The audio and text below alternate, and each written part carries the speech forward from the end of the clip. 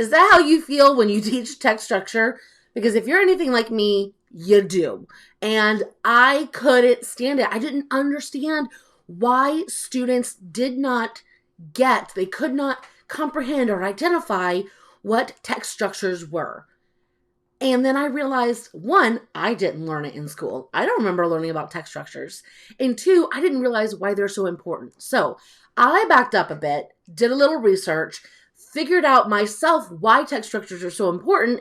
And then from there, I was able to put into action an amazing plan, lesson plans, mini lessons, all broken down to really make sure my students knew and understood nonfiction text structures. So, are you ready for my secrets?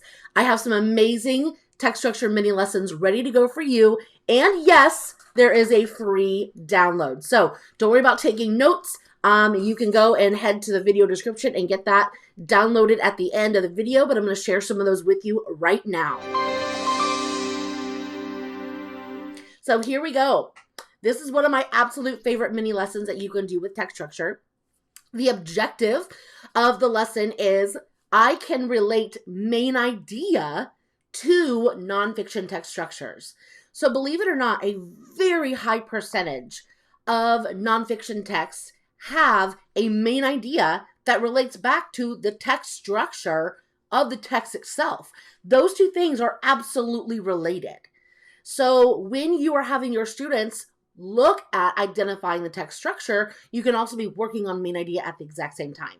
So here's a fun little activity that you can do to kind of get this connection between main idea and text structure really going, all right? So you're going to start with index cards, and you're going to have two different sets. On one set, you're going to have listed at least 3 different facts about something. It literally could be anything: birds, cats, oceans, whatever, literally anything. 3 facts. But those facts have to kind of showcase some kind of text structure. So maybe you're talking about dolphins and, whales in this one, and then dolphins and porpoises in this one, and then something else. So that's clearly kind of a compare contrast going on between those 3 facts. So then on the other piece, or the other index card, you're going to have listed a main idea. And so then you're going to repeat this for multiple index cards. And then you're basically playing a matching game. But there is a piece in the middle before you are able to match. So you're going to have them pick a random fact card, read the 3 facts, and then they have to identify what text structure they believe that would represent, those facts would represent. Then you would have them match the main idea card to it, right? Now, there are a few different things that you can do to make this even more challenging. One, before they pick the main idea index card, you could have them practice writing the main idea, what they think it might be, and then find the card and see how close they were. Or when you're creating your index cards, make them all about the same topic. So that way, if you did a whole bunch of random topics and there's only one about dolphins, then they're clearly just going to pick the main idea card that has to do with dolphins. So you want to make sure they're really using those critical thinking skills when they are making these matches. But it's going to open up an amazing discussion about how when we are reading nonfiction, authors use these facts, they organize them in a very specific way to help us understand the information better. And then obviously that then becomes the main idea of the text, or that section of the text. So great discussions about those 2 really important skills come together. All right. All right, so here is another amazing mini lesson. This one is super fun too. The objective here is I can write nonfiction text in a given text structure. So as we all know, with anything with reading, one of the best ways to get them really immersed into understanding the skill is to have them write using that skill. So same thing goes with text structure. So here's a fun activity you can do with that.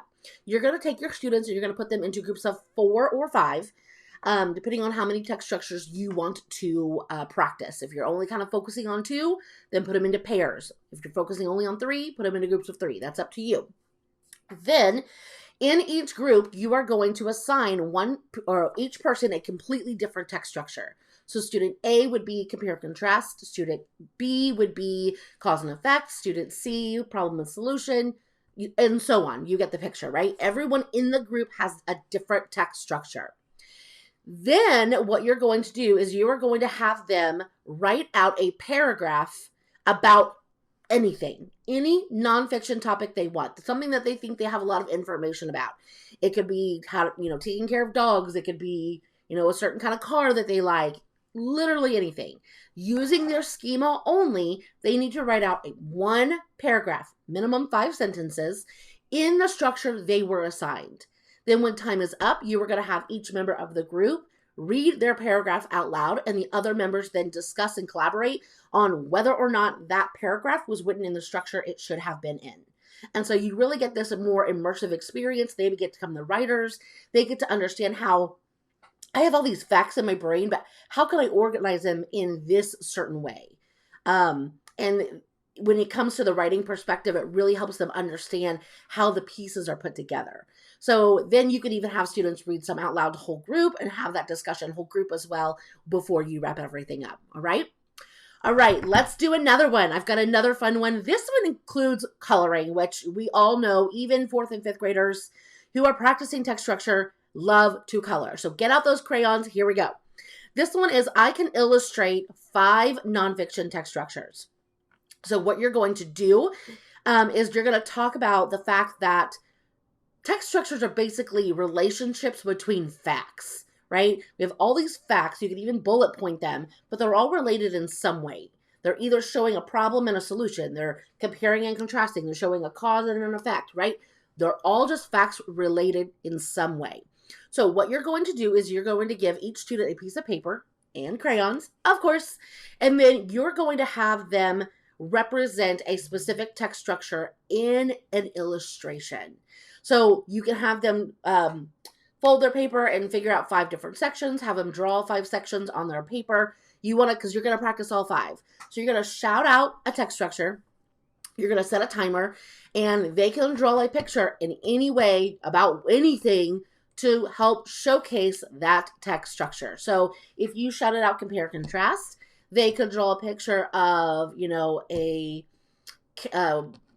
trying to think of types of penguins, an emperor penguin, and then is it a king penguin, or the one with the little things coming out? I don't know. I'm not a penguin expert, but maybe they are, and maybe they know about different types of penguins. So they can draw 2 different ones and maybe draw a line to show like the emperor penguins are taller and this penguin is a lot smaller. So in that illustration, they're comparing and contrasting. So it really helps them understand, not just in a text way, but in an illustration way, but also just to the core, what does this text structure really mean, right? And then, of course, you get to show off these amazing illustrations and really discuss and talk about all the different text structures in a unique and fun way. All right, well, guess what? I have more, but I'm going to make you go and grab that free mini lesson, text structure mini lesson freebie that I found or made for you. On the bottom, there's a lot of other great things. There's tips for ELL learners, tips for gifted learners. There's a quick differentiation strategy, which is super awesome. And then a little special note from me to you, plus more mini lessons. So go to the video description and make sure you grab that, download that. And of course, let me know if you have any questions or comments. Thank you for tuning in and enjoying all of my text structure mini lesson activities. And we will see you soon. Bye.